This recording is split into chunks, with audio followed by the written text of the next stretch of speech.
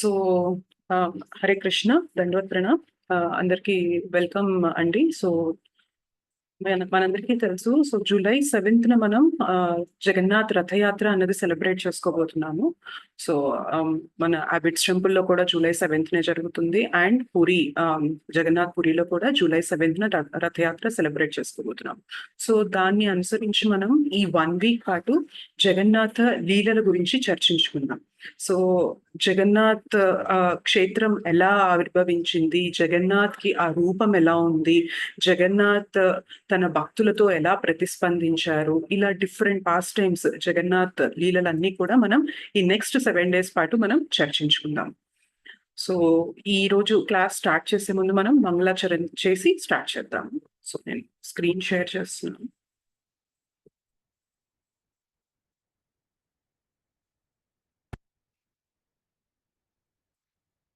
ॐ अज्ञानतिमिरान्धस्य ज्ञानाञ्जनशलाकया चक्षुरुन्मिलितं येन तस्मै श्रीगुरवे नमः।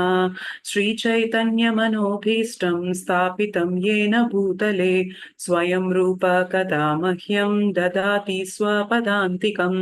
वन्देऽहं श्रीगुरोः श्रीयुतापदकमलं श्रीगुरून् वैष्णवांश्च श्रीरूपं साग्रजातं सहगणा रघुनाथान्वितं तं सजीवं साद्वैतं सावधूतं परिजनसहितं कृष्णचैतन्यदेवं श्रीराधा कृष्णपादान् सहगणा ललिता श्रीविशाखान्वितांश्च। हे कृष्ण करुणा सिन्धो दीनबन्धो जगत्पते गोपेश गोपिका कान्त राधा कान्त नमोऽस्तुते। तप्त काञ्चन गौराङ्गी राधे वृन्दावनेश्वरी वृषभानुसुते देवी प्रणमामि हरिप्रिये। नमः ॐ विष्णुपादाय कृष्णप्रेष्ठाय भूतले श्रीमते भक्तिवेदान्त स्वामिन्निति नामिने। नमस्ते सारस्वते देवे गौरवाणी प्रचारिणे निर्विशेषा शून्यवादी पाश्चात्यदेशतारिणे। वाञ्छाकल्पतरुभ्यश्च कृपा सिन्धुभ्य एव च पतितानां पावनेभ्यो वैष्णवेभ्यो नमो नमः। जय श्री कृष्ण चैतन्य प्रभु नित्यानंद श्री अद्वैत गदाधर श्रीवासादि गौर भक्त वृंद। हरे कृष्ण कृष्ण कृष्ण हरे हरे, हरे राम राम राम हरे हरे। जय जय श्री चैतन्य जय नित्यानंद जय अद्वैता चंद्र जय गौर भक्त वृंद। जय जय श्री चैतन्य जय नित्यानंद जय अद्वैता चंद्र जय गौर भक्त वृंद। जय जय श्री चैतन्य जय नित्यानंद जय अद्वैता चंद्र जय गौर भक्त वृंद। ॐ नमो भगवते वासुदेवाय। ॐ नमो भगवते वासुदेवाय। ॐ नमो भगवते वासुदेवाय। मुखं करोति वाचालं पङ्गुं लङ्घयते गिरिं यत्कृपातमहं वन्दे श्रीगुरुं दीनतारणं परमानन्दमाधवं श्रीचैतन्य ईश्वरम्। श्री श्री राधा मदन मोहन जी की जय, श्री श्री गौर निताय की जय, श्री श्री जगन्नाथ बलदेव सुभद्रा माई की जय, जगत गुरु पतित पावन श्रील प्रभुपाद की जय, निताय गौर प्रेमानंदे हरि हरि बोल।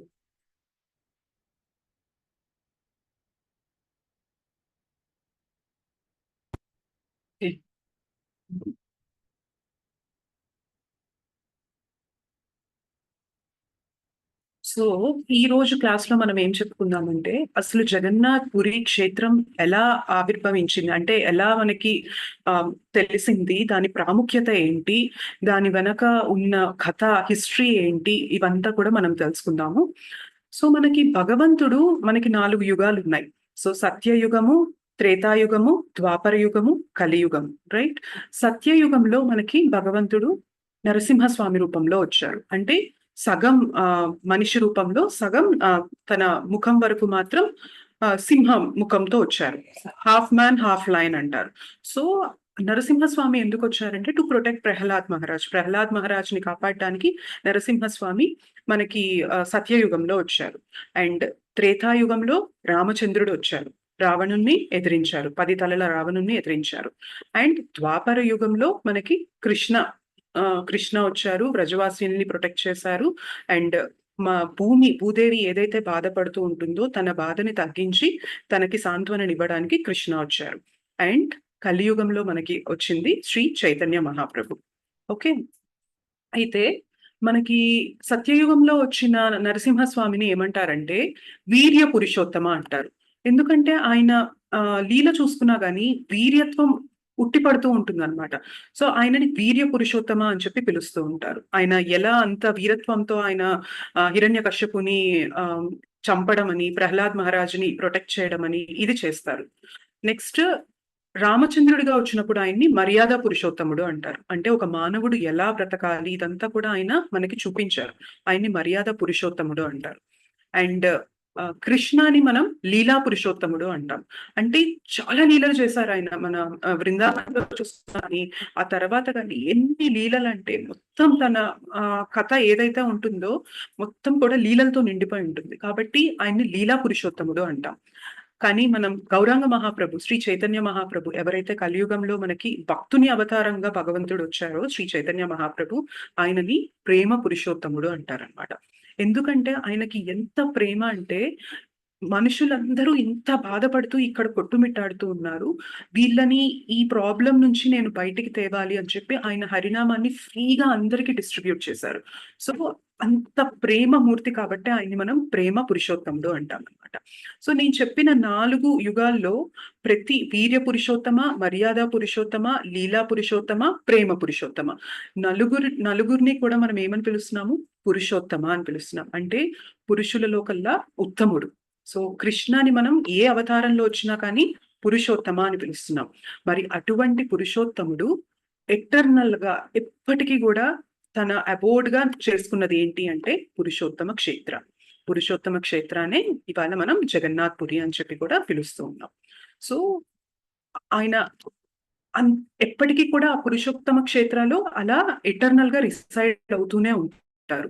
సో అందుకనే ఆయన పేరుకు తగ్గట్టే ఆ క్షేత్రానికి కూడా పురుషోత్తమ క్షేత్ర అన్న పేరు వచ్చింది.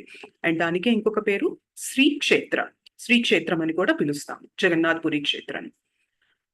అయితే ఇవాళ కథ చెప్పే ముందు నేను మీకు ఫస్ట్ బెనిఫిట్ చెప్పి, ఇది వినడం వల్ల మనకేమొస్తుందో బెనిఫిట్ చెప్తే, సో దట్ మనం అటు ఇటు వెళ్లకుండా కాన్సన్ట్రేట్ చేసి వింటాము అని చెప్పి నేను ఫస్ట్ ఇది చెప్తున్నాను. సో ఇవాళ మనం డిస్కస్ చేసుకునేది మనం శ్రద్ధగా వింటే గనక ఆ జగన్నాథుడే మన హృదయాల్లో అలా నిలిచిపోతారు అని చెప్పి దీనికి వరం అనమాట. బెనెడిక్షన్ అంటారు కదా, ఈ కథ ఇది ఏదైతే నరేషన్ మనం ఇవాళ డిస్కస్ చేసుకోబోతున్నామో అది వింటే జగన్నాథుడే మన హృదయంలో అలా నిలిచిపోతారు. సో దయచేసి జాగ్రత్తగా కొంచెం శ్రద్ధగా వినడానికి ప్రయత్నించండి. నేను కూడా శ్రద్ధగా చెప్పడానికి ప్రయత్నం చేస్తాను.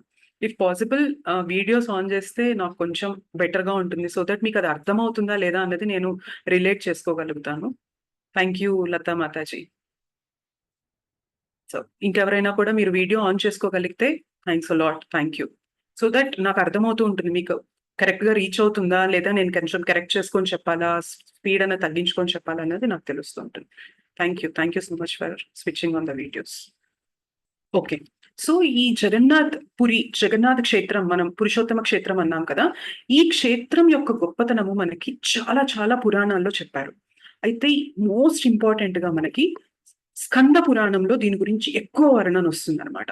సో దాని గురించి ఇవాళ మనం స్కంద పురాణంలో ఈ పురుషోత్తమ క్షేత్ర గురించి ఏదైతే వర్ణించారో దాని గురించి ఈరోజు మనం డిస్కస్ చేయడానికి ట్రై చేద్దాం. సో ఇక్కడ స్కంద పురాణంలో ఒక సిచ్యుయేషన్ ఏంటంటే, డిఫరెంట్ ఋషులు, చాలా మంది ఋషులందరూ కలిసి వాళ్ళ లీడ్ ఎవరు అంటే ఇక్కడ జైమిని ఋషి అనమాట. సో జైమిని ఋషి చెప్తూ ఉండగా చాలా మంది ఋషులందరూ కూర్చొని అక్కడ వింటూ ఉంటారు, శ్రవణం చేస్తూ ఉంటారు.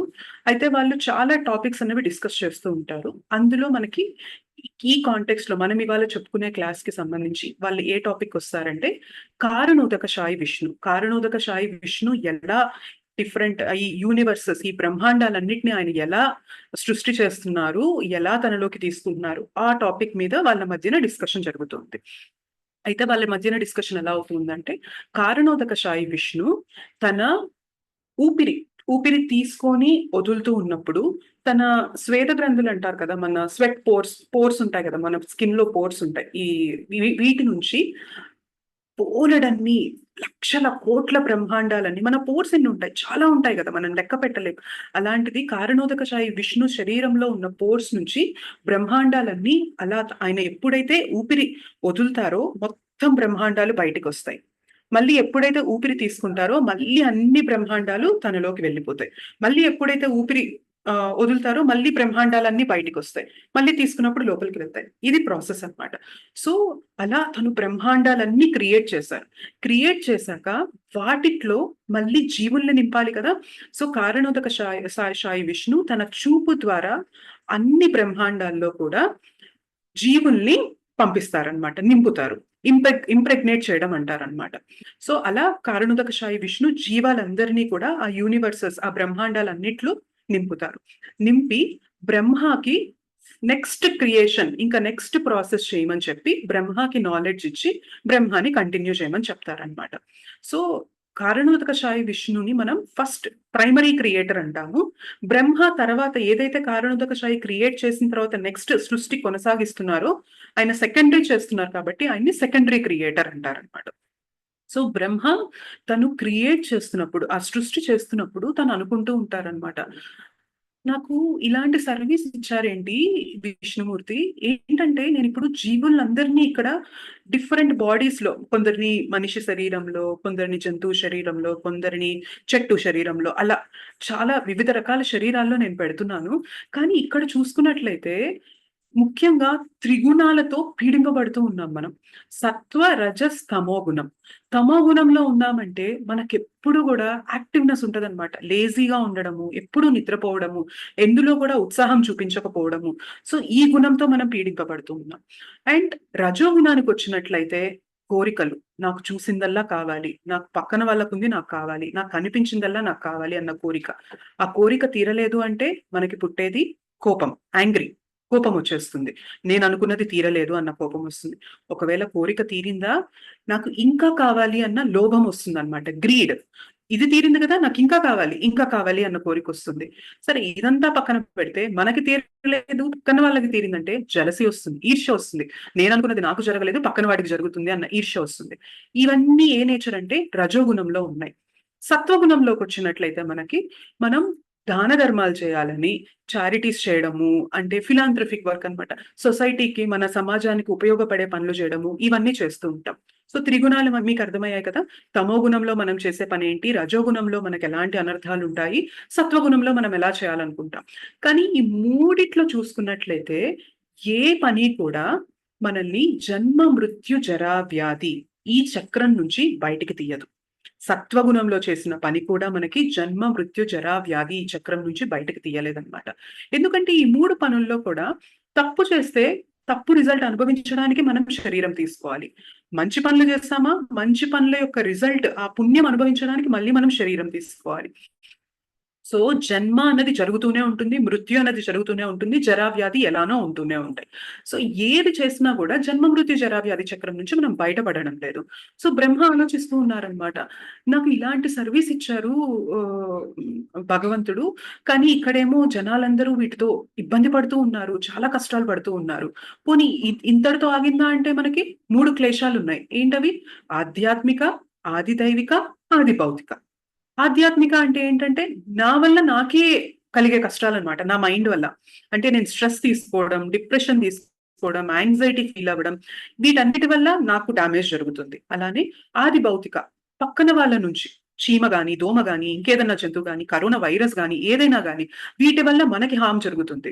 అండ్ ఆది దైవిక అంటే న్యాచురల్ కెలామిటీస్ అన్నమాట. భూకంపాలు గాని, సునామీలు గాని, సైక్లోన్ గాని, డ్రాట్ గాని అంటే కరువు రావడం గాని, ఇలా ఏవైనా ఈ 3 రకాల బాధలతో మనం పీడింపబడుతూనే ఉన్నాం.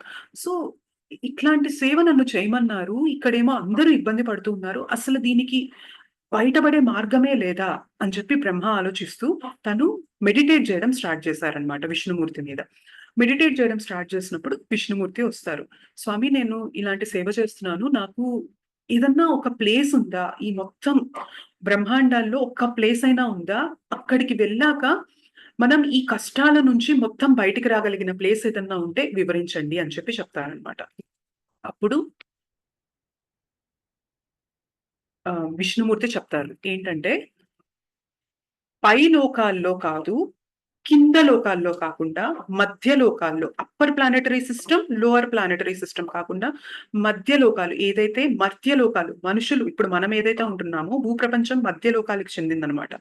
ఇక్కడ నీలాచల పర్వతం అన్న ప్లేస్ ఉంది. అక్కడ అదేంటంటే నీలాచల అంటే నీలం అంటే ఏంటి? బ్లూ కలర్ కదా! ఆ మౌంటైన్ కూడా బ్లూ కలర్‌లో ఉంటుందనమాట. సో, నీలాచల పర్వతం పైన నీలకందర అనే ఒక కేవ్, ఒక గుహ ఉంది. నీలకందర గుహలో నేను నీలమాధవ రూపంలో ఉన్నాను. సో, ఎవరైతే ఈ నీలాచల పర్వతం, నీలకందర ఆ గుహ దగ్గరికి వచ్చి నన్ను దర్శనం చేసుకుంటారో, వీళ్ళు ఈ జన్మ, మృత్యు, జరా, వ్యాధి చక్రం నుంచి బయటపడిపోవచ్చు అనంటారు. ఎట్లా అంటే, ఇట్లా వెళ్లి దర్శనం జేసుకోగానే వాళ్ళు when they enter into that Nilachal Parvat అక్కడికి వెళ్ళగానే they can step out of the cycle of జన్మ, మృత్యు, జరా, వ్యాధి. అందులో అడుగు పెట్టగానే జన్మ, మృత్యు, జరా, వ్యాధి చక్రం నుంచి మనం బయటకు అడుగు వేసినట్లనమాట. అంత పవర్‌ఫుల్ క్షేత్రం అని చెప్పి విష్ణుమూర్తి చెప్తారు.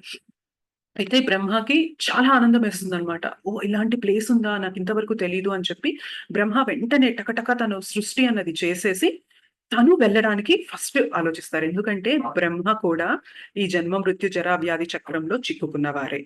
కానీ హైయెస్ట్ పొజిషన్. ఆయన లైఫ్ స్పాన్ అన్నది ఎక్కువుంటుంది కానీ, ఆయన మాత్రం లిబరేటెడ్ కాదు. సో, బ్రహ్మ కూడా నేను వెళ్ళాలి, నేను వెళ్లి దర్శనం చేసుకోవాలి అని చెప్పి అక్కడికి వెళ్తారు.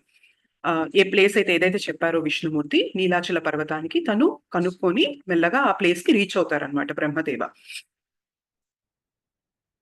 దెన్ అక్కడ చేరగానే ఒక కల్పవృక్ష ట్రీ కనిపిస్తుంది. ఒక మంచి కల్పవృక్ష ట్రీ. ఆ ట్రీ కింద ఒక వాటర్ బాడీ ఉందన్నమాట. దాన్ని రోహిణి కుండ్ అంటారు. సో, ఆ రోహిణి కుండ్ ఉంది. అయితే ఒక కాకి తను ఎగురుతూ వచ్చి దాహమేస్తుందని చెప్పి ఆ రోహిణి కుండ్ దగ్గరకొచ్చి కొంచెం వాటర్ తాగగానే ఆ రోహిణి కుండ్‌లో వాటరు 4 చేతులు మనకి మన విష్ణుమూర్తి ఎలా ఉంటారు? చతుర్భుజంతో ఉంటారు కదా! 4 చేతులతో కూడిన విష్ణు దూతలాగా మారిపోయి వెళ్ళిపోతుందనమాట. బ్రహ్మ ఇది చూడగానే ఆశ్చర్యపోతారు. ఒక కాకి రావడం ఏంటి? ఆ నీరు తాగడం ఏంటి? అలా 4 భుజాలతో ఉన్న విష్ణుదూతలాగా మారడం ఏంటి? ఇక్కడి నుంచి లిబరేట్ అయిపోవడం ఏంటి? ముక్తి పొందడం ఏంటి? అని చెప్పి ఆశ్చర్యపోతారనమాట. ఆశ్చర్యపోతూ ఉండగా తను ఆహ్, అదే టైంలో తను ధ్యానం చేస్తూ ఉండగా లక్ష్మీదేవి అక్కడ కనిపిస్తారనమాట. లక్ష్మీదేవి కనిపించి 5 విషయాలు చెప్తారనమాట. ఆ ప్లేస్ యొక్క గొప్పతనం గురించి. సో, మీకు అర్థమవుతుంది గదా! Is it clear? నేను ఫాస్ట్‌గా వెళ్తున్నట్లయితే చెప్పండి.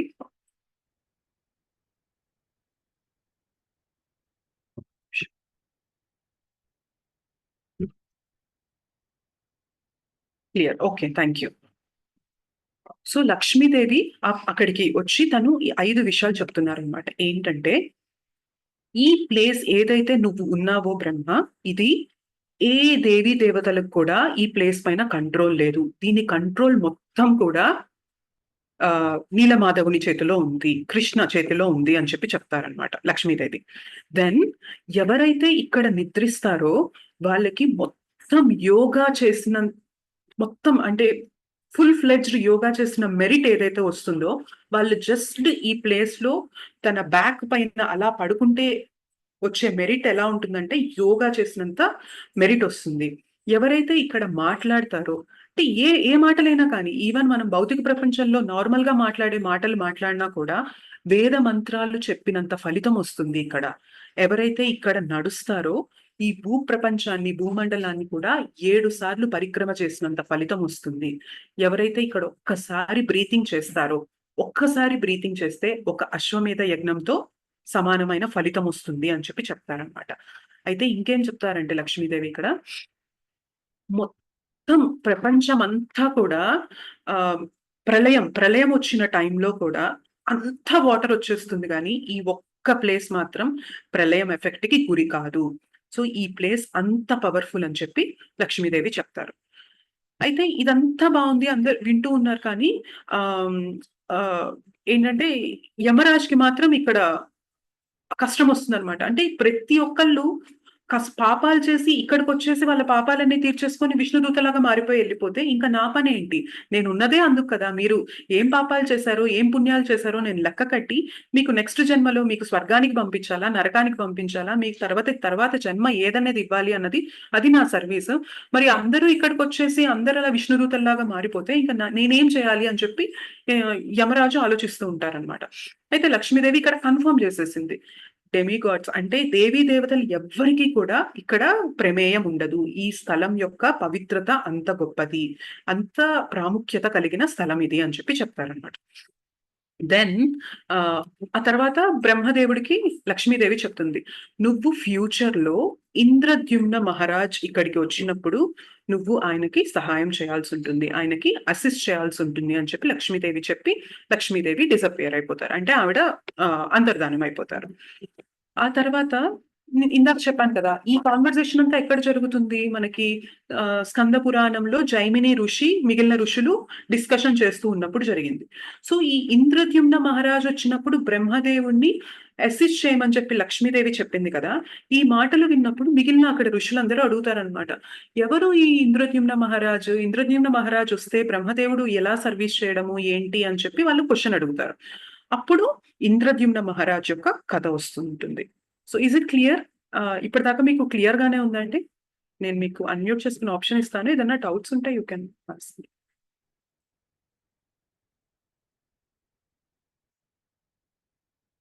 క్లియర్ గానే ఉందండి ఇంతవరకు? క్లియర్ మాతాజీ. హరే కృష్ణ మాతాజీ. ఓకే, ఒక చిన్న డౌట్ మాతాజీ. మీరు ఇందాక లక్ష్మీదేవి చెప్పిన 5 పాయింట్స్ లో ఒకటి చెప్పారు కదా, యమధర్మరాజు వచ్చి చెప్తారు కదా, అంటే నేను వాళ్ళని ఏ లోకాలకి పంపించాలో మరి నా పరిస్థితి ఏంటి అని. దాని తర్వాత ఏం జరుగుతుంది మాతాజీ? అదొక్క పాయింట్ చెప్తారు. ఓకే. లక్ష్మీదేవి ఏమంటారంటే, ఇక్కడ ఈ ప్లేస్ యొక్క ప్రాముఖ్యత అలాంటిదే. దీంట్లో మాత్రం ఎవరైనా వచ్చి దర్శనం చేసుకున్నారంటే వాళ్ళు జన్మ మృత్యు జరావ్యాధి చక్రం నుంచి బయటపడతారు. కాబట్టి ఇక్కడ నీ ఇంపాక్ట్ ఉండదు అని చెప్పి చెప్తారు. ఇక్కడ నీ ఇంపాక్ట్ ఉండదు అని చెప్పి లక్ష్మీదేవి యమరాజ్కి చెప్తారు. So is that clear Mataji? yes Mataji, thank you. Okay. Clear. Questions తర్వాత తీసుకుందాం, అంటే మీకు క్లియర్ గా ఉందా ఫ్లో లేదని చెప్పి నేను ఆగాను, బికాస్ క్వశ్చన్స్ తీసుకుంటే మధ్యలో ఆగిపోతుంది ఈ flow. So please me questions ఏమైనా ఉన్నట్లయితే లాస్ట్ లో మనం క్వశ్చన్స్ కి ఇద్దాం time. Okay, thank you. So ఎంతవరకు వచ్చామంటే మనం మీ ఇంద్రద్యుమ్న మహారాజ్ వచ్చినప్పుడు బ్రహ్మదేవుని అసిస్ట్ చేయమని లక్ష్మీదేవి చెప్తుంది. అండ్ ఆ ఇంద్రద్యుమ్న మహారాజ్ ఎవరు, ఆయన వృత్తాంతం ఏంటి అని చెప్పి ఆ ఋషిమునులు అక్కడ చర్చ చేయడం మొదలు పెడతారనమాట. దెన్ ఇంద్రద్యుమ్న మహారాజ్ గురించి మనకి డిస్కషన్ వస్తుంది. అయితే ఈ ఇంద్రద్యుమ్న మహారాజ్ ఎంత గొప్పవారంటే, ఆయన రాజ్యంలో సమస్త సంపదలు ఉంటాయి, అందరూ ఫుల్ సంతోషంగా ఉంటారు, అన్ని కూడా టైంకి జరగడము, టైంకి వర్షాలు రావడము, అంత ప్రాస్పరస్ గా ఉందన్నమాట. ఆ రాజ్యం అన్నది కూడా అంత సుఖంగా సంతోషంగా అందరు రాజ్య ప్రజలందరూ కూడా ఉన్నారు. అయితే ఇన్ని ఉన్నా కూడా ఇంద్రద్యుమ్న మహారాజ్కి తన హృదయంలో ఒక చిన్న వెలితి అన్నది ఉందన్నమాట. నేను ఇంత సంపద ఉంది, ఇంత ఐశ్వర్యం ఉంది, కానీ ఇదంతా కూడా నేను ఒక్కసారి చావు మరణం అన్నది నాకు వచ్చిందంటే నేను అన్ని వదిలిపెట్టి వెళ్ళిపోవాల్సిందే, వీటి వల్ల నాకు ప్రయోజనం ఉండదు. కానీ నాకు ఎలాంటిది కావాలి అంటే, నాకు మరణం తర్వాత కూడా నాతో పాటు వచ్చేంత ఏదైనా సంపద ఉంటే నాకు అది కావాలి అని చెప్పి ఆయన ఆలోచిస్తూ ఉంటారు. అయితే రాజు సభలో మిగిలిన మంత్రులు, మిగిలిన వేరే సెయింట్స్ సాధువులు ఉంటారు కదా! వాళ్ళల్లో ఒకాయన చెప్తారనమాట. నా చిన్నప్పుడు మా ముత్తాత చెప్పారు. ఏంటంటే నీలాచల పర్వతం పైన నీలమాధవుడు అని ఉన్నారు. ఆయన్ని వెళ్లి గనక దర్శనం చేసుకున్నట్లయితే మీరు జన్మ, మృత్యు, జరా, వ్యాధి చక్రం నుంచి బయటకొచ్చేస్తారు అని. అది వినగానే మిగిలిన వాళ్ళు కూడా అవును రాజా మేము కూడా ఇది విన్నాము. ఇది చాలా చోట్ల మేము కూడా విన్నాము. ఇది నిజమే అని చెప్పి చెప్తారు. దెన్ రాజుకి చాలా ఆనందం వేస్తుందనమాట. ఓహ్! నిజంగా అలాంటి ప్లేస్ ఉందా ఈ భూమి పైన? ఒకవేళ అలాంటి ప్లేస్ ఉన్నట్లయితే అది ఎక్కడుందో నాకు ఇప్పుడే తెలుసుకోవాలనుంది. నాకు ఇప్పుడే వెళ్ళిపోవాలనుంది అని అంటారు. అయితే ఎవరికీ దాని గురించి ఐడియా లేదనమాట. అంటే ఇలాంటి ప్లేస్ ఒకటుంది. ఇలా వెళ్ళడం వల్ల మనకి అంత ఫలితం ఉంటుంది అని తెలుసు గానీ, ఆ ప్లేస్ ఎక్కడుంది? దాని దగ్గరికి ఎలా వెళ్ళగలగాలి? ఈ డీటెయిల్స్ అన్నవి ఎవరికీ తెలీదు. అయితే మంత్రుల్లో చీఫ్ మినిస్టర్ ఉంటారు కదా! ముఖ్యమైన మంత్రి.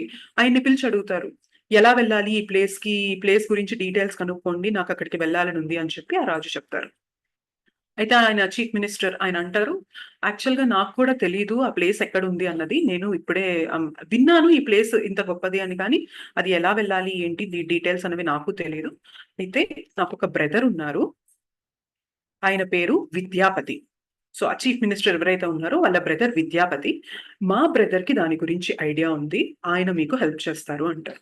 సో, విద్యాపతిని పిలిపిస్తారు రాజు. పిలిపించి చెప్తారు, "నువ్వు ఇమ్మీడియేట్‌గా వెంటనే వెళ్ళిపోయి ఆ ప్లేస్ ఎక్కడుందో కనుక్కో. అక్కడికి ఎలా వెళ్ళగలగాలో నువ్వు మొత్తం కనుక్కొని నాకు చెప్పు" అనంటారు. అయితే విద్యాపతి తనకున్న ఇన్ఫర్మేషన్‌తో తన దగ్గర అంతకుముందు మనకి ప్లేసెస్‌కి ఎలా వెళ్ళాలంటే కొన్ని రఫ్ మ్యాప్స్ ఉంటాయి గదా! చార్ట్ పైన గీసినవి గాని అట్లా. అట్లాంటిది ఒకటి ఫాలో చేస్తూ తను డిఫరెంట్ ఫారెస్ట్‌లోకి, కొండల పైన, గుహల్లోకి అంటే బాగా దట్టంగా ఉన్న ఫారెస్ట్‌లోకి అన్నిట్లోకి కూడా ఎండనక, వాననక ఆయన అలానే చాలా కాలం ప్రయాణిస్తూ ఉండగా, నడిచి వెళ్ళాల్సిందే గదా! అప్పుడు. సో, అలా వెళ్తూ ఉండగా ఫైనల్‌గా ఒక ప్లేస్‌కి రీచ్ అవుతారు. అక్కడేంటంటే సెభరా అనే ఒక తెగ, ట్రైబ్ అంటారు కదా! ఒక తెగ వాళ్ళు ఉన్నారనమాట. మనకి రామాయణంలో కూడా శబరి అంటాం కదా! ఎవరైతే ఫ్రూట్స్ ఆఫర్ చేశారో రాముడికి, ఆవిడ కూడా ఈ తెగకి చెందిన ఆవిడే అన్నమాట. సో, ఈ తెగ జాతి మనుషుల్ని ఆయన కలుస్తారు విద్యాపతి. అయితే ఈ తెగని అక్కడ లీడ్ చేస్తున్న వారెవరు అంటే విశ్వవసు. విశ్వవసు అనే ఆయన ఈ తెగలో వాళ్ళందరిని అక్కడ రూలింగ్ చేస్తూ ఉంటారు. సో, విద్యాపతి విశ్వవసుని మీట్ అవుతారు. మీట్ అయ్యి చెప్తారు, "ఇలా ఈ ఏరియాలో దగ్గరలో నీలాచల పర్వతం అన్నది ఉంది కదా! అక్కడ నీలమాధవుడు ఉంటారు కదా! నాకు నీలమాధవుడిని చూడాలనుంది. కొంచెం నాకు చూపిస్తారా?" అని చెప్పి అడుగుతారు. అయితే ఇక్కడ మనం తెలుసుకోవాల్సిందేంటంటే, ఈ నీలమాధవుడిని కూడా ఈ నీలమాధవుడిని ఇప్పటి వరకు కూడా ఆ శబర జాతి వాళ్ళు మాత్రమే పూజిస్తూ ఉండేవాళ్ళు. అయితే వాళ్ళకి తెలుసనమాట. ఈ విశ్వవసు అనే ఆయనకి తెలుసు. ఈ విషయం గనక బయటికి తెలిసిందంటే, ఏదో ఒక రోజు ఒక రాజు వచ్చి దర్శనం చేసుకోవడానికొస్తే నీలమాధవ మాయమైపోతారు అని చెప్పి ఆ విశ్వవసుకి తెలుసు. అర్థమవుతుంది గదా! క్లియర్‌గా ఉంది గదా! రాజు యొక్క మంత్రి వాళ్ళ తమ్ముడైన విద్యాపతి ఆ ప్లేస్‌ని వెతుక్కుంటూ వస్తారు. శబర అనే తెగ వాళ్ళని కలుసుకుంటారు. ఆ శబర అనే తెగ వాళ్ళ హెడ్ వచ్చేసి విశ్వవసు.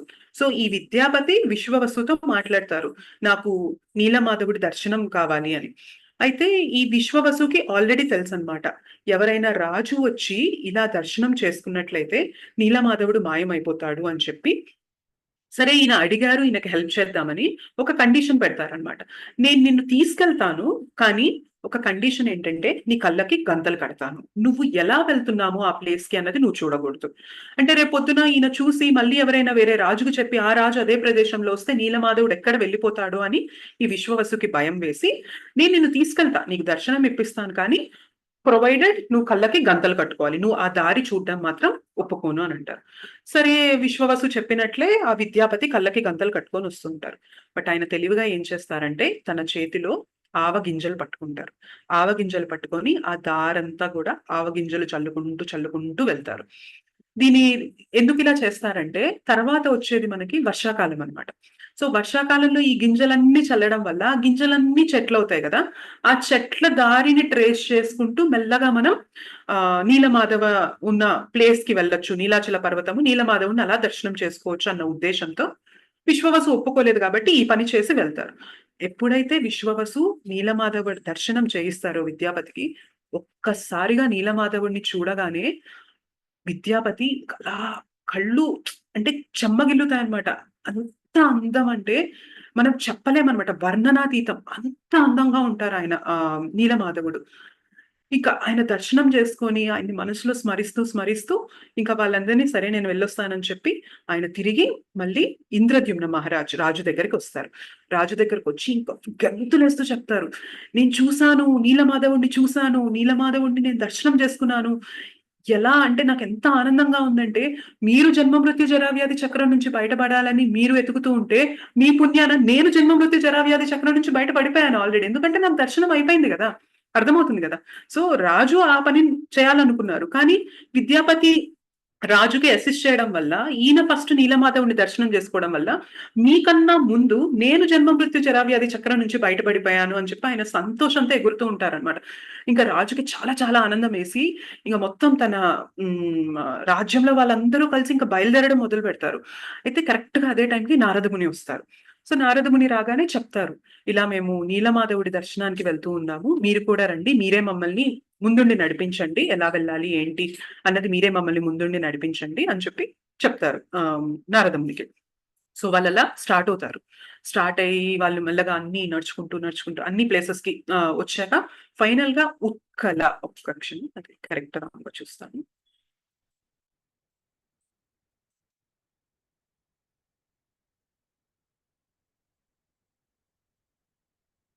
యెస్. ఉత్కల క్షేత్రం.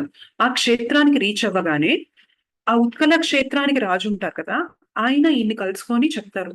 యాక్చువల్‌గా మీకు చాలా బ్యాడ్ న్యూస్ చెప్పాల్సిందుంది. మీకిది చెప్తే మీరు చాలా బాధపడతారు అనంటారు. ఏంటో చెప్పండి. ఏంటసలు మీరేం చెప్పాలనుకుంటున్నారు అని ఇంద్రద్యుమ్న మహారాజ్ ఆ ఉత్కల రాజుని అడుగుతారు. అడిగితే మీరు ఎవరి కోసమైతే ఇంత కష్టపడి వెతుకుతూ వస్తున్నారో ఆ నీలమాధవుడు మాయమైపోయారు. అంటే ఇంకా కనిపించడం లేదు. డిసపియర్ అయిపోయారు అనంటారు.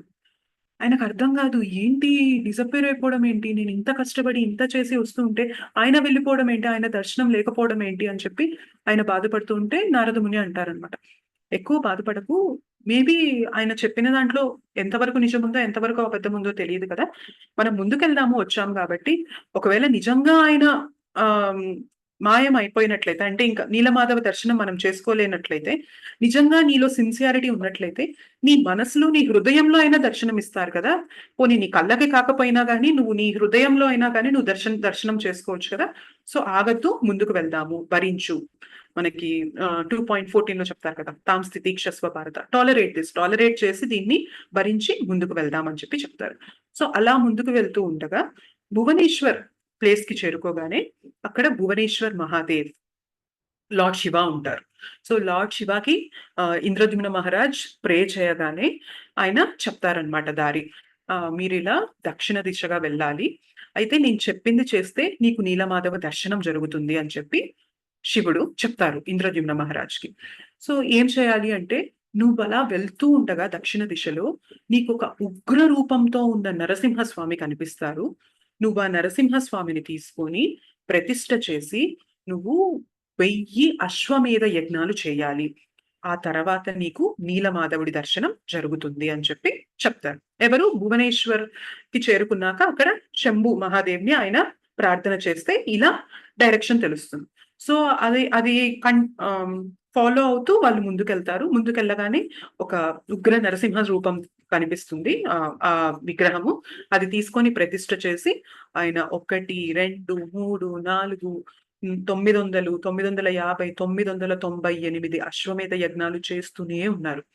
సో, 998 చేశాక ఇంద్రద్యుమ్న మహారాజ్‌కి తన ఎడమ చేతి వైపు అదరడం షివరింగ్ వణకడం మొదలుపెట్టింది.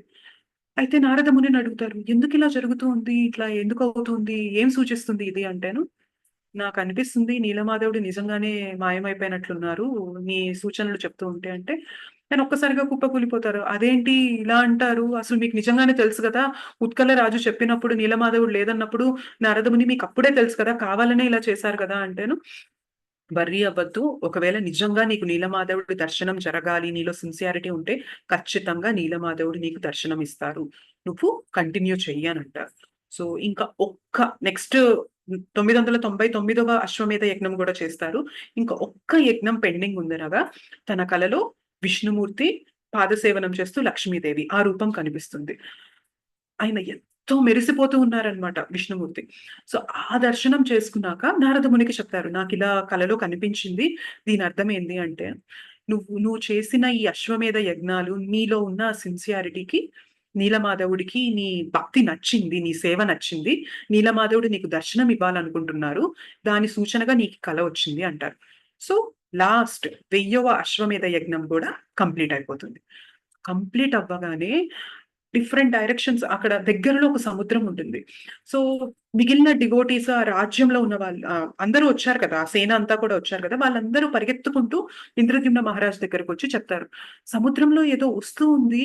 అది ఎలా అంటే సుగంధాలు వెదజల్లుతూ ఉంటుంది. అదేంటో మాకు తెలియడం లేదు. మీరు రండి, రండి అంటారు. సో, నారద మునిని తీసుకొని ఇంద్రద్యుమ్న మహారాజు ఆ సముద్ర తీరానికి వెళ్తారు. అక్కడికి వెళ్తే ఏమంటారంటే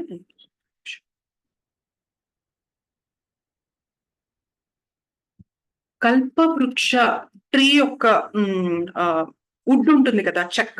ఆ చెక్క తేలుతూ వస్తుంది. ఎట్లా అంటే అది సుగంధాలు వెదజల్లుతూ ఉంటుంది. అండ్ దానిపైన శంఖ, చక్ర, గద, పద్మ అన్ని సింబల్స్ ఉంటాయి గదా! అవన్నీ దానిపైన ముద్రించి ఉన్నాయి. సో, అది అలా తేలుతూ తీరానికొస్తూ ఉంది.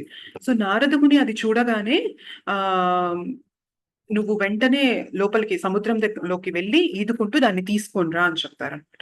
సో, ఇంద్రద్యుమ్న మహారాజు వెంటనే ఆ సముద్రంలోకి వెళ్లి ఈదుకుంటూ ఆ చెక్కని ఏదైతే ఉంటుందో అదంతా వుడ్ అదంతా తీసుకొని బయటికొస్తారు. యాక్చువల్‌గా ఈ సెరమనీనే మనం స్నానయాత్ర అంటామనమాట.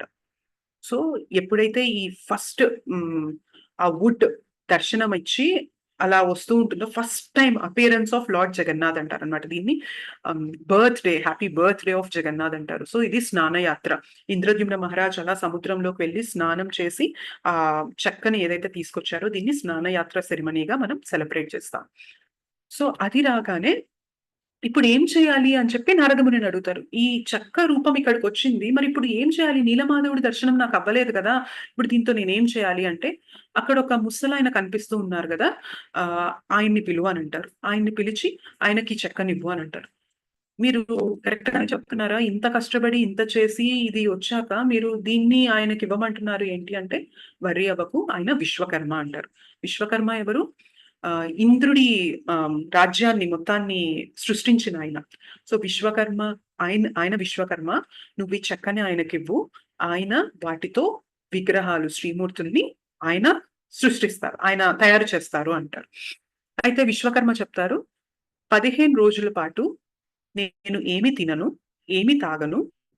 నేను ఈ చెక్కడంలోనే ఉంటాను. ఇంద్రద్యుమ్న మహారాజ్‌కి కూడా చెప్తారు. నువ్వు కూడా ఏమి తినకూడదు, తాగకూడదు. ఇంకొకటేంటంటే, నేను అది చెక్కుతున్నప్పుడు చప్పుడొస్తూ ఉంటుంది గదా! చిజ్లింగ్ సౌండ్ అంటారు. మనం చెక్కుతూ ఉంటే చప్పుడు వినిపిస్తూ ఉంటుంది గదా! ఆ సౌండ్ కూడా నువ్వు వినకూడదు అంటారు ఇంద్రద్యుమ్న మహారాజ్‌ని. సరే అయితే మీరు చెప్పినట్లే చేస్తాను. మీరు నీలమాధవుడిని దీంతో రూపకల్పన చేసి మీరు మాకు దర్శన భాగ్యాన్ని కలిగించండి అని చెప్పి 15 డేస్ అలా వెయిట్ చేస్తారు. ఫస్ట్ డే అయిపోయింది, సెకండ్ డే అయిపోయింది, థర్డ్ డే అయిపోయింది, 15థ్ డే అయిపోయింది. అయితే ఇంకా తర్వాత ఇంద్రద్యుమ్న మహారాజ్ వాళ్ళ వైఫ్ పేరు గుండీచ. ఓకే. గుండీచతో మాట్లాడుతూ ఉంటారు. ఏంటంటే, ఈయన ఇంత ముసలాయనగా ఉన్నారు. 15 రోజుల నుండి ఏమీ తినలేదు, తాగలేదు. నీకేమన్నా చప్పుడు ఇనిపిస్తుందా అంటే, వాళ్ళ వైఫ్‌కి గూడా చప్పుడు వినిపించడం లేదు. ఏం చప్పుడు రావడం లేదు. అసలు లోపల ఆయన బ్రతికే ఉన్నారా లేదా అన్న క్వెషనొచ్చింది. జరుగుతుందా అసలు ఆ ప్రాసెస్ ఏదైతే మనం తయారు చేయాలనుకున్నామో అది జరుగుతుందా లేదా అని చెప్పి డిస్కషన్ జరుగుతుంటే వాళ్ళ వైఫ్ చెప్తారు. సరే 15 డేస్ అయిపోయింది గదా! 15 డేసే గదా ఆయన చెప్పారు. నువ్వు వెళ్లి చూడు ఏం జరుగుతుందో, ఎంతవరకొచ్చిందో అది అని చెప్పి చెప్పగానే ఇంక ఇంద్రద్యుమ్న మహారాజ్ వెళ్లి ఆ తలుపులు ఏదైతే తీయగానే హాఫ్ ఫినిష్డ్ ఫార్మ్స్ ఉంటాయన్నమాట. జస్ట్ అసలు తయారు చేసారా లేదా సగంలో తయారు చేసి వదిలేసి వెళ్ళిపోయారా అన్నట్లుగా మనకి 3 రూపాలుంటాయి. అది చూడగానే ఇంక కుప్పకూలిపోతాడు. అసలు నేను ఇంత కష్టపడి విద్యాపతిని ఇంత దూరం పంపించి, విద్యాపతి దారి కనుక్కొని నా దగ్గరకొచ్చి చెప్పి, ఉత్కల రాజ్యంలో రాజుని కనుక్కున్నప్పుడు ఆయనేమో నీలమాధవుడు మాయమైపోయారని చెప్పి, తర్వాత నేను భువనేశ్వర్ దగ్గరకొచ్చి అక్కడ శంభుదేవుడిని ప్రార్థిస్తే, ఆయనేమో మీరు ఉగ్ర నరసింహుడిని తీసుకొని ప్రతిష్ఠ చేసి మీరు 1000 అశ్వమేధ యజ్ఞాలు చేయమని, నేను అదంతా చేశాక ఈ చెక్క కొట్టుకు వస్తూ అండ్ అది నేనొచ్చి ఈ విశ్వకర్మ ఈయనకిచ్చి, ఈయన తయారు చేస్తారని ఇంత ఎదురు చూస్తే ఫైనల్‌గా నాకొచ్చింది ఇదా! నాకు నీలమాధవుడి దర్శనం జరగలేదు అని చెప్పి చాలా చాలా డిప్రెషన్‌లోకెళ్ళిపోతారు. అంటే ఇంక బాగా బాధపడిపోతారు. వెంటనే నారద మునిని పిలుస్తారు. ఇలా జరిగింది. నాకు ఇంక రాత లేనట్లుంది. నేను దర్శనం చేసుకునేది లేనట్లుంది. ఇంకా నాకు ఇంతేనేమో అని అంటారు. వర్రీ అవ్వకు ఏవి అసలు ఎక్కడున్నాయి అని చెప్పి నారద ముని వచ్చి చూడగానే నారద ముని ఒక్కసారిగా ముగ్గురు రూపాల్ని చూడగానే ఫ్లాట్ ఇలా దండవత్ పెట్టేసి ఇలా కిందకి పడిపోతారనమాట. నా ఇంద్రద్యుమ్న మహారాజ్‌కి అర్థం కావట్లేదు. అదేంటి సగం చెక్కిన మూర్తులు మీరేంటి ఇలా చేస్తున్నారంటేను, అవి హాఫ్ కాదు. That is the real form of the lord. అవే నిజమైన మూర్తి. అదే కంప్లీటెడ్ ఫార్మ్. అంటే కంప్లీట్‌గా పూర్తిగా మూర్తి అలానే ఉంటుంది అని అంటారు. ఇలా ఉండడం ఏంటి? కృష్ణ ఎలా ఉంటారు? త్రిభంగ శ్యామసుందర అంటారు గదా! 3 ఫోల్డ్స్‌తో ఇలా ఉంటారు. తన చేతిలో వేణువు పెట్టుకొని అలా ఉంటారు కదా! మరి ఇలా ఉన్నారేంటి? మీకు హోప్ యూ అండర్‌స్టాండ్. 3 విగ్రహాలు రెడీ అయిపోయాయి. జగన్నాథ్, బలదేవ్, సుభద్ర కళ్ళ ముందున్నారు. కానీ ఆ రూపం మొదటిసారి చూడగానే ఇంద్రద్యుమ్న మహారాజ్‌కి సగమే కంప్లీట్ అయ్యాయి. మొత్తం కంప్లీట్ అవ్వలేదు. కాళ్ళేవి, చేతులేవి, ఎక్స్‌క్యూజ్ మీ. జుట్టేది, చెవులేవి, తన శరీరం ఏది, ఏదసలంతా అని చెప్పి తనేమో సగమే కంప్లీట్ అయిందనుకుంటారు. నారదమునేమో చూడగానే దండవత్ చేసేసి ఇవే కరెక్ట్ మూర్తులు అని చెప్పి చెప్తారు. దెన్ క్వెషన్ అడుగుతారు ఇంద్రద్యుమ్న మహారాజ్. ఇవి కరెక్ట్ మూర్తులు అంటారేంటి? నాకు అర్థం కావడం లేదు. నాకు దయచేసి చెప్పండి అంటే, తను ఇంతకు ముందు జరిగిన వృత్తాంతాన్ని చెప్తూ ఉన్నారు. అసలు ఎలా ఈ రూపాలొచ్చాయి అన్నది. సో, అది చెప్పే ముందు జస్ట్ మీకు ఇంకొకసారి అంతా క్లియరా కాదా అని ఒకసారి కనుక్కొని then I will go to that. So, క్లియరే కదండీ ఇంతవరకు? Is that clear? Indradyumna Maharaj రావడము, వెతకడము, ఆహ్, దారు రూపంలో మనకి వుడ్ దొరకడము, అవి విశ్వకర్మకిచ్చి చెక్కడము, 3 జగన్నాథ్, బలదేవ్, సుభద్ర ఆబ్వియస్‌గా ఆ ముగ్గురిని ఆయన విశ్వకర్మ రెడీ చేసి పెట్టడము. అంతా క్లియర్ కదా? Is it clear so far? Yes.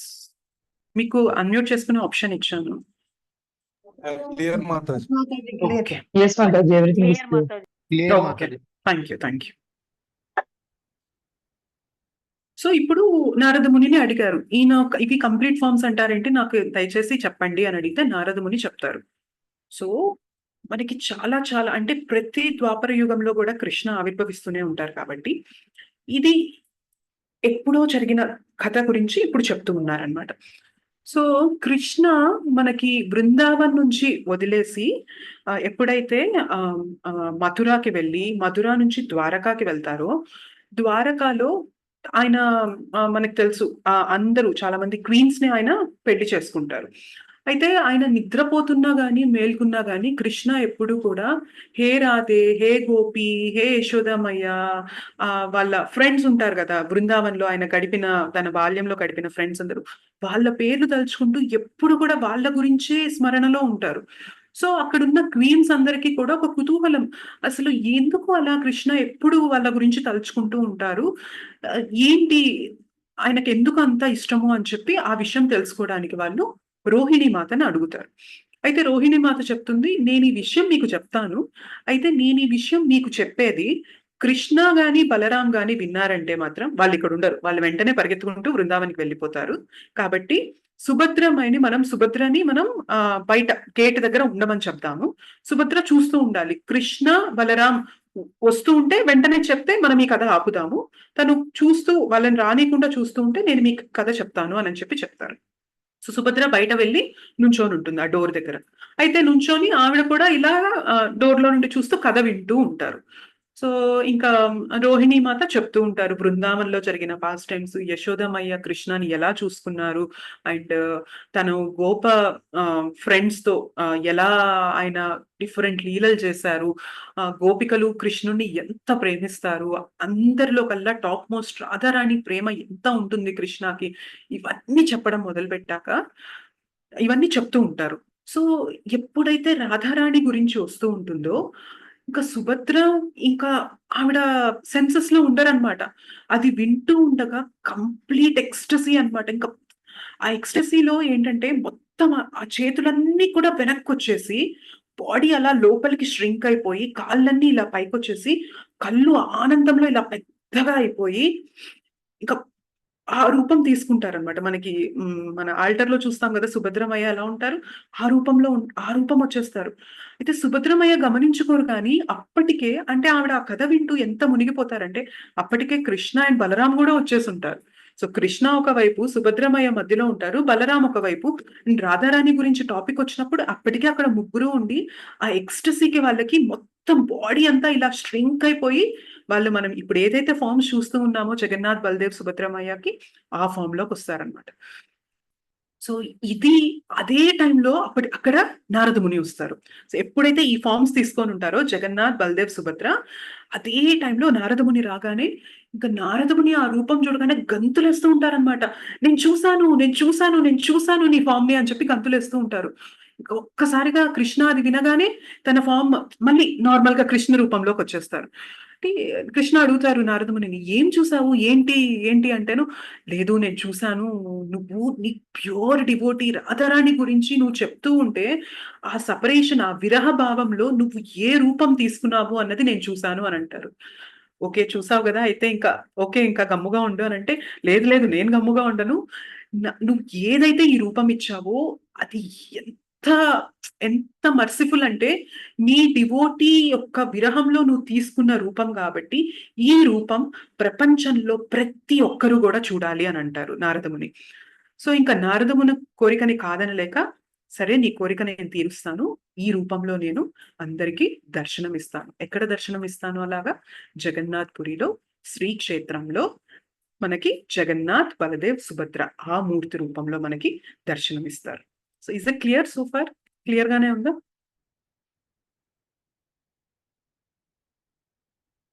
Right, okay. So ఇలా అయ్యాక ఇప్పుడు ఇంద్రద్యుమ్న మహారాజ్కి అర్థమైంది, ఓకే ఇది ఇన్కంప్లీట్ ఫార్మ్స్ కాదు, ఇవే ఒరిజినల్ ఫార్మ్స్. కృష్ణ అలా ఇక్కడ రావాలనుకున్నారు కాబట్టే ఆయన నీలమాధవుడిగా డిసప్పేర్ అయిపోయి, అంటే ఆయన వెళ్ళిపోయి ఆయన ఒక వుడ్ రూపంలో, ఒక చెక్క రూపంలో ఇక్కడికి వచ్చి ఈ రూపాలు దాల్చారు. నాకు ఎంత అదృష్టం లేకపోతే ఫస్ట్ టైం నేను దర్శనం చేసుకున్నాను అది అని చెప్పి ఇంద్రద్యుమ్న మహారాజ్ చాలా చాలా సంతోషిస్తారు.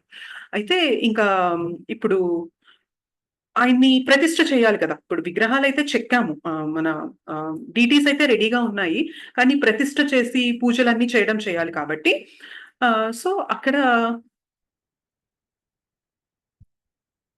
ప్రతిష్ఠ చేసే పనిలో ఆయన ఒక మందిరాన్ని నిర్మిస్తారు ఇంద్రద్యుమ్న మహారాజ్. మీకు నేను ఫస్ట్ లో చెప్పాను కదా కథ గుర్తుందా? లక్ష్మీదేవి ఈ ప్రదేశం యొక్క గొప్పతనం చెప్తూ బ్రహ్మకి చెప్తుంది, నువ్వు ఇంద్రద్యుమ్న మహారాజ్ వచ్చినప్పుడు ఆయనకి నువ్వు అసిస్ట్ చేయాలి అని చెప్పి. సో ఇప్పుడు ఆ టైం వచ్చింది అనమాట. హరే కృష్ణ. ఓకే, ఇప్పుడు ఆ టైం వచ్చింది. సో నారదముని అంటారు బ్రహ్మదేవుడిని చెప్తాను నేను, బ్రహ్మదేవుడు వచ్చి ఇప్పుడు ఆరతి ఇస్తారు, ఏవైతే ఇప్పుడు విగ్రహాలు ఉన్నాయో వాటికి ఆరతి ఇస్తాడు అని. సో బ్రహ్మదేవుడిని పిలిస్తే బ్రహ్మదేవుడు వచ్చి వాటికి చక్కగా ఆరతిచ్చి విశ్వకర్మకి పిలిచి చెప్తారు, నువ్వు 3 రథాలు తయారు చెయ్యి.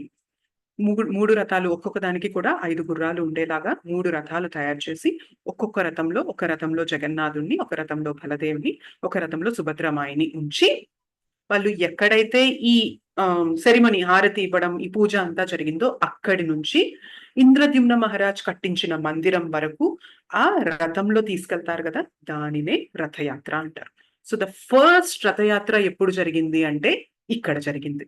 సో బ్రహ్మదేవుడు రథాలు తయారు చేయమని చెప్పి వాటిని పుల్ చేసి ఎప్పుడైతే ఆ మందిరంలోకి తీసుకెళ్తారో అది ఫస్ట్ రథయాత్ర అన్నమాట.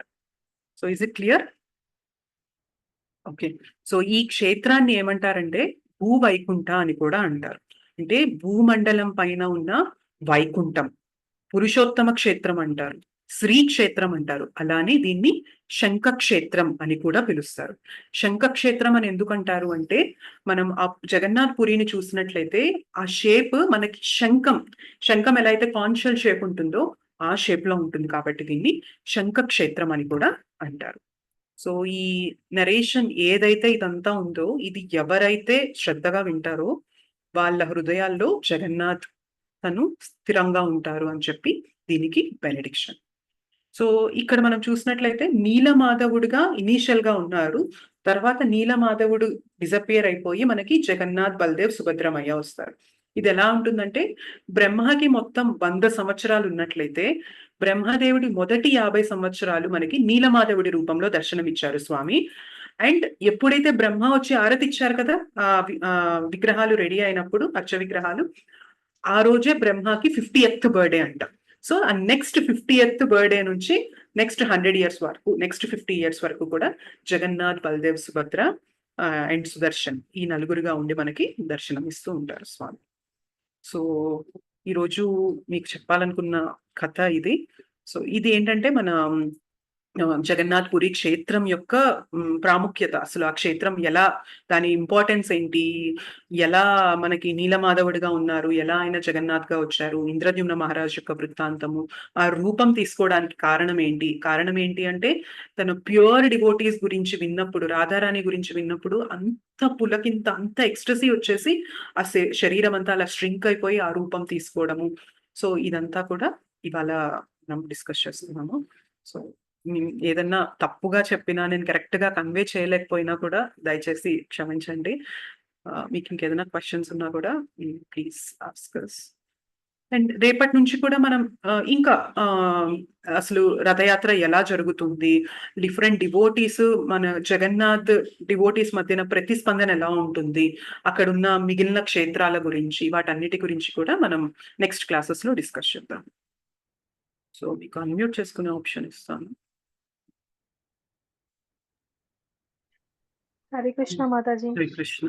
యాక్చువల్లీ చాలా కొత్త విషయాలు చెప్పారు మీరు ఈ రోజు. చాలా చాలా బాగుంది జగన్నాథ్ స్టోరీ.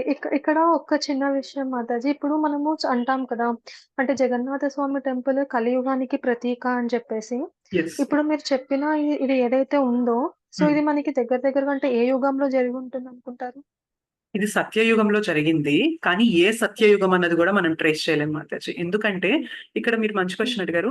బ్రహ్మకి బ్రహ్మ ఒక్క రోజులో మనకి 1000 cycles ఆఫ్ సత్యయుగ, త్రేతాయుగ, ద్వాపరయుగ, కలియుగ జరుగుతుంది ఒక్క డేలో. అలాగా బ్రహ్మకి ఎన్ని రోజులు ఉంటాయి ఒక నెలలో? 30 రోజులు కలిపి ఒక నెల, అలాంటి 12 నెలలు కలిపి ఒక సంవత్సరం, అలాంటి 100 సంవత్సరాలు బ్రహ్మ లైఫ్ టైం ఉంటుంది. అంటే ఒక రోజులోనే 1000 cycles ఆఫ్ సత్యయుగ ఉందంటే 100 సంవత్సరాల్లో ఇంకెన్ని సైకిల్స్ ఆఫ్ సత్యయుగ ఉంటుంది? ఇది ఎప్పుడు జరిగింది అన్నది కూడా ట్రేస్ చేయడం కష్టం Mataji. Okay Mataji, got it. Yes Mataji. మీకు ఇంకేదైనా క్వశ్చన్స్ ఉన్నా కూడా అడగచ్చు. నాకు తెలిసింది చెప్తాను, లేదంటే మీకు ఫర్దర్ క్లాసెస్ లో క్లియర్ అవ్వచ్చు. వేరే ఫర్దర్ టాపిక్స్ డిస్కస్ చేసేటప్పుడు మీకు క్లియర్ అవుతాయి మిగిలిన క్వశ్చన్స్. మీకు క్లియర్. హరే కృష్ణ మాతాజీ. మాతాజీ, నేను అంటే నాకు తెలియక మధ్యలో జాయిన్ అయిన మాతాజీ, దీని రికార్డ్స్ తప్పకుండా పంపించండి మాతాజీ. డెఫినెట్ గా పంపిస్తాను. Thank you Mataji. Thank you. Hare Krishna. Hare Krishna Mataji. Hari Hari బోల్. నాకు కూడా లేట్ గా చూసాను Mataji. Thank you so much. Thank you. Hare Krishna. Mataji చాలా బాగా చెప్పారు. Thank you Mataji. హరే కృష్ణ. మాతాజీ హరే కృష్ణ. ఇప్పుడు కలియుగంలో కదా జగన్నాథ్, Yes, సో వెంకటేశ్వర స్వామిలా అనుకోవచ్చా? వెంకటేశ్వర స్వామి కూడా కలియుగ దైవం అంటారు. బట్ అలా తీసుకోవచ్చా, ఎలా తీసుకోవచ్చా అన్నది నాకు కూడా క్వశ్చన్ ఉంది మాతాజీ. నేను అది రేపు కనుక్కొని మీకు చెప్తాను. ఎందుకంటే మనం వెంకటేశ్వర స్వామిని కలియుగ దైవం అని కొలుస్తాము. సో బట్ ఇక్కడ మనం జగన్నాథ్ ని కూడా మనం కలియుగ స్వామి అంటాము. సో ఎలా తీసుకోవచ్చు, ఈ కంటెక్స్ట్ ఏంటి, ఇదేంటి అన్నది నేను ఒకసారి కనుక్కొని చెప్తాను మాతాజీ. నాకు కూడా okay Mataji. Thank you so much. Thank you Mataji. Hare Krishna. So మనం 3 టైమ్స్ హరే కృష్ణ మహామంత్ర చెప్పి ఇవాళ క్లాస్ ఎండ్ చేద్దామండి. సో మీరు అన్మ్యూట్ Okay. చేసుకోవచ్చు. Yes, Mataji. హరే కృష్ణ కృష్ణ కృష్ణ హరే హరే హరే రామ రామ రామ హరే హరే హరే కృష్ణ కృష్ణ కృష్ణ హరే హరే హరే రామ రామ రామ హరే హరే హరే కృష్ణ కృష్ణ హరే హరే హరే రామ రామ రామ హరే హరే. హరి బోల్. కృష్ణ మాతాజీ హరి బోల్ మాతాజీ. థ్యాంక్ యూ హరే కృష్ణ దండవత్. ఎవరు మాతాజీ చూడండి. హరే కృష్ణ. ఇది ఇంద్రజిమ్న మహారాజ్ ఎవరు? ఇంద్రద్యుమ్న మహారాజ్ ఎవరు అంటే మీరు గజేంద్ర మోక్షం గనక వినున్నట్లయితే మనకి ఇంద్రద్యుమ్న మహారాజే గజేంద్ర మోక్షంలో మనం గజేంద్రుడి గురించి మాట్లాడతాం కదా, ఆయనే ఇలా వస్తారు.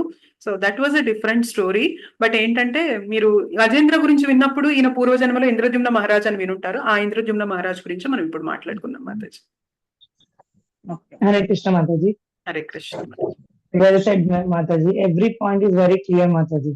Thank you so much Mataji. చాలా బాగా చెప్పారు మాతాజీ. హరి బోల్. Thank you Hare Krishna. Mataji what was this place? ఇప్పుడు మీరు నీలాచల్ పర్వత్ అని చెప్పారు, సో అది ఎక్కడ యాక్చువల్లీ?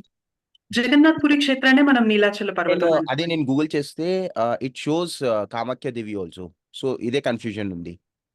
గూగుల్లో నీలాచల్ పర్వత్ భువనేశ్వరి దేవి అనేసి చూపిస్తున్నారు, కామాఖ్య దేవి గువాహటి, అండ్ ఒకటి నీలాచల్ పర్వత్ ఇది పూరి కూడా చెప్తున్నారు. సో మనం మాట్లాడేది పూరి గురించి అండి. ఓకే, సో పూరి గురించి ఇక్కడ జగన్నాథ్ పురి జగన్నాథ్ పురి క్షేత్రాన్ని. అందుకనే మనం చెప్పాం కదా, ఫస్ట్ పార్ట్ లో బ్రహ్మ 50 years వరకు మనకి నీలమాధవ్ రూపంలో వచ్చారు. తర్వాత మాత్రం మనకి జగన్నాథ్, బల్దేవ్, సుభద్రమయ్య అండ్ సుదర్శన్ రూపంలో ఉంటారు. సో ఈ నీలాచల పర్వత్ గురించి మనం మాట్లాడుతున్నాం. సో ఈ దర్శనం, ఈ ప్లేస్ కి వెళ్ళడమే ఎంత పవిత్రత అంటే మనం మాట్లాడుకున్నాం కదా, ఎవరైతే ఈ ప్లేస్ కి వెళ్ళగలిగి దర్శనం చేసుకోగలుగుతారో వాళ్ళు జన్మ మృత్యు జరా వ్యాధి సైకిల్ నుంచి బయటకు వచ్చేస్తారు. సో అంత పవర్ఫుల్ ప్లేస్ ఇది. మీరు ఫస్ట్ 50 years ఏ రూపం అన్నారు? నీలమాధవ. నీలమాధవ. ఓకే మాతాజీ. ఆ గుహ పేరు ఏంటి మాతాజీ? నీలకందర. ఓకే. మాతాజీ మనం దర్శనం చేసుకునేది జగన్నాథ రథయాత్ర ఆ టైంలో మాతాజీ? ఏ టైంలో వెళ్ళైనా మా దర్శనం చేసుకోవచ్చా మాతాజీ? యాక్చువల్ గా ఇండియన్స్, మన ఫారినర్స్ కి మాత్రం టెంపుల్ లోకి ప్రవేశం ఉండదు మాతాజీ. సో అందుకనే మనకి రథయాత్ర అన్నది ఎంత గ్రేట్ ఫెస్టివల్ అంటే, సాక్షాత్తు lord of the universe Jagannath అంటే ఏంటి, మొత్తం జగత్తుకే నాథుడు. మనం ఆయన్ని ఒడిశా నాథని లేకపోతే ఇండియా నాథని అలా పిలవం కదా, జగన్నాథ్ టోటల్ జగత్తు మొత్తానికే నాథుడు. కాబట్టి ఆయన ఎంత మర్సిఫుల్ అంటే రథయాత్ర అప్పుడు ఆయనే స్వయంగా బయటకు వస్తారు. ఇవి రేపు మనం ఇంకా డిస్కస్ చేయొచ్చు, బట్ జస్ట్ మీరు అడిగారు కాబట్టి చెప్తున్నాను. బయటికి వచ్చి ఎవరైతే గుడి లోపలికి వచ్చి దర్శనం చేసుకోలేని వాళ్ళు ఉంటారో వాళ్ళందరికీ ఆయనే పర్సనల్ గా బయటకు వచ్చి దర్శనాన్ని ఇస్తారు. సో అంత మర్సిఫుల్ అన్నమాట జగన్నాథ్. సో రేపు మనం డిస్కస్ చేయొచ్చు జగన్నాథ్ రథయాత్రలో మనకి బయటకు వచ్చే విగ్రహాలు ఏంటి, అసలు ఎలా జరుగుతుంది ఏంటి అనేది ఫర్దర్ క్లాసెస్ లో మళ్ళీ మనం డిస్కస్ చేద్దాం. హరే కృష్ణ మాతాజీ. హరే కృష్ణ మాతాజీ. హరే కృష్ణ మాతాజీ. హరే కృష్ణ మాతాజీ. ఈ నీలిమాధవ్ టెంపుల్ కూడా ఇప్పుడు కూడా ఉంది కదా మాతాజీ? నీలాచల పర్వతం ఏదైతే అంటున్నామో అక్కడే ఇప్పుడు నీలమాధవ లేరండి. నీలమాధవ డిసపియర్ అయిపోయి మనకి ఈ దారు బ్రహ్మ, ఈ ఏదైతే వుడ్ రూపంలో మనకి స్వామిని చూస్తామో ఆ స్వామినే ఇప్పుడు దర్శనం ఇస్తూ ఉన్నారు. అది కూడా ఎక్కడో విన్నాను నేను. లేదండి, ఏరియాలోనే ఎక్కడో ఆ టెంపుల్ కూడా ఉంది, దర్శనం చేసుకోవచ్చు అని విన్నాను నేను. లేదండి, ఇది ఇప్పుడు మాత్రం మనకి ఓన్లీ జగన్నాథ్, బలదేవ్, సుభద్రమయ్య ఈ రూపంలోనే మనం దర్శనం చేసుకోగలం. Okay Mataji. Thank you Mataji. Okay, thank you so much for joining the session. రేపు కూడా ఇలానే ఈగర్గా మీరందరూ జాయిన్ అవ్వాలని ఎదురు చూస్తూ ఉంటాము. Thanks a lot. హరే కృష్ణ, దండవత్ ప్రణామ్. హరే కృష్ణ మాతాజీ. హరే కృష్ణ మాతాజీ. హరే కృష్ణ మాతాజీ. హరే కృష్ణ, దండవత్. హరే కృష్ణ మాతాజీ. హరే కృష్ణ మాతాజీ. డౌట్స్ రేపు అడగొచ్చా మాతాజీ? మీరు మిగిలిన మాతాజీ, క్లాసెస్ కూడా ధన్యవాదాలు. వినండి. ఒకవేళ మీకు ఇంకా వాటిల్లో కూడా డౌట్స్ క్లియర్ అవ్వలేదంటే మీరు అడగొచ్చు మాతాజీ. ఎందుకంటే ఇవాళ మన ఫస్ట్ డే కదా, కొన్ని బేసిక్ పాయింట్స్. లేదు లేదు మీరు చాలా అంటే చాలా అద్భుతంగా చెప్పారు. హరి హరి బోల్ Mataji. Thank you so much. అసలు ఇలాంటి సెక్షన్ పెట్టి మాకు చెప్పడము చాలా అద్భుతంగా ఉంది. మాతాజీ మనం ఇప్పుడు ఇస్కాన్ టెంపుల్ కి వెళ్తే మన సుభద్ర బలదేవ మన జగన్నాథ స్వామి కనిపిస్తారు కదా, తర్వాత పక్కన ఒక స్టిక్ లాగా కూడా ఉంటుంది కదా మాతాజీ, అంటే అది ఏంటి? ఆ డీటెయిల్స్ కూడా మనం రేపు డిస్కస్ చేద్దాం. మీ పిల్లల డౌట్ అది? Okay okay. జగన్నాథ్, బలదేవ్, సుభద్ర, సుదర్శన్ అంటారు మాతాజీ. సో రేపు మనం ఫర్దర్ గా డిస్కస్ చేద్దాం. డీటెయిల్స్ చూపిస్తూ ఎవరు ఏంటి అన్నది కూడా మనం నెక్స్ట్ క్లాసెస్ లో డిస్కస్ చేద్దాం. Okay Mataji, thank you so much Mataji. Thank you Mataji. Hare Krishna. Thank you.